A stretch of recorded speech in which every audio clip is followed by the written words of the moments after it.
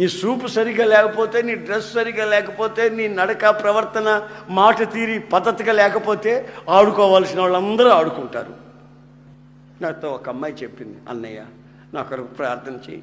2 నెలల నుంచి అన్నయ్య ఒక అబ్బాయి నన్ను ఎంబడిస్తున్నాడు అన్నయ్య, ఎంబడిస్తున్నాడు అన్నయ్య, ప్రార్థన చేయాలి. 2 నెలల నుంచి నేను అన్నాను, ఒక్కరోజు అట్లా ఎంబడించనుకో, రాయ్ ఎవడా నువ్వు, ఏమనుకున్నావురా,